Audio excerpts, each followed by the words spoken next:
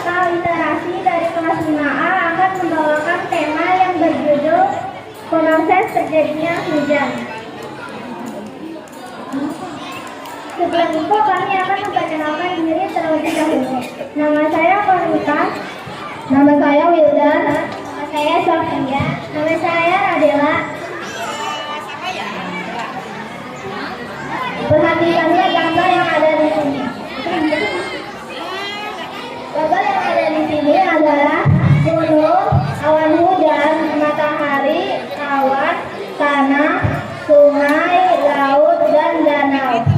Sekarang marilah kita dengarkan penjelasan tentang proses terjadinya hujan.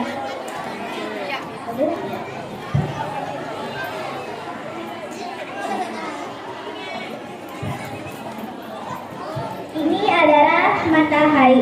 Matahari dalam proses turunnya hujan bermanfaat untuk penguapan. Jadi air laut akan naik atau menguap pada ketinggian tertentu di atmosfer karena adanya sinar matahari. Proses ini dinamakan evaporasi. Lalu apa itu air laut? Air laut merupakan kumpulan air asin dalam jumlah yang banyak dan luas yang menggenangi atau membagi daratan atas benua dan pulau.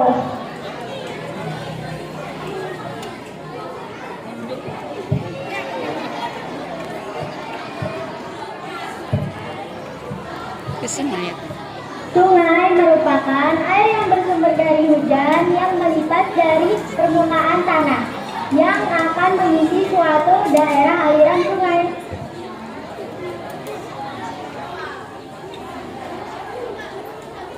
Pohon membantu dan menjaga kestabilan dalam proses terjadinya hujan dengan menyerap air melalui akar mereka dan mengurangi erosi tanah. Proses ini dinamakan dengan proses transpirasi.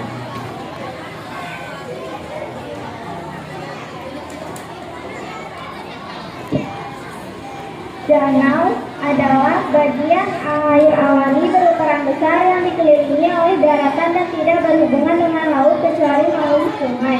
Selain untuk rekreasi, danau merupakan sumber air untuk keperluan keluarga, pertanian, dan industri.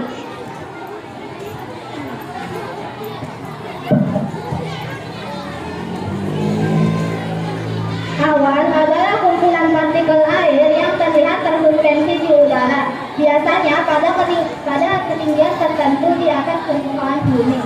Awan terbentuk karena adanya proses penguapan air atau yang disebut dengan proses kondensasi. Kemudian awan kecil menjadi besar karena adanya hembusan angin. Adanya hembusan angin dapat membuat awan yang sudah terbentuk bergerak ke tempat lain. Kemudian awan-awan akan menyatu dan menjadi lebih besar dan lebih gelap.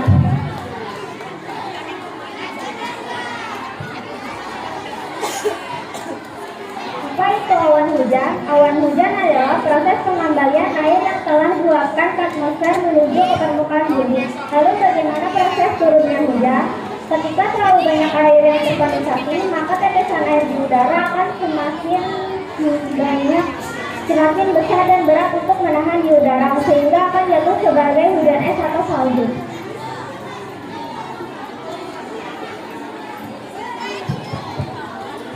Gunung adalah suatu bentuk permukaan tanah yang letaknya jauh lebih tinggi daripada tanah di daerah sekitarnya.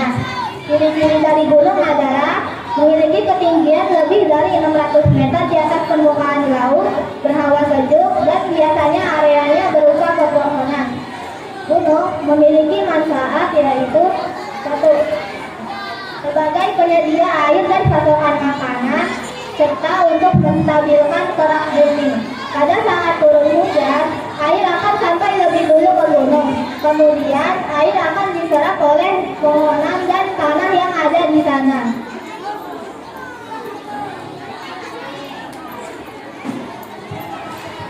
Tanah merupakan proses terjadinya hujan dari dalam tanah yang menyimpan dan menyaring air sehingga air tersebut mengalir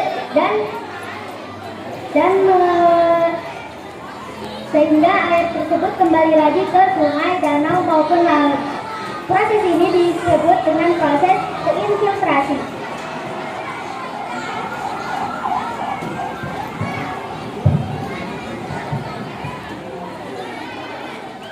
Demikian kunjungan khusus dari kami. Assalamualaikum.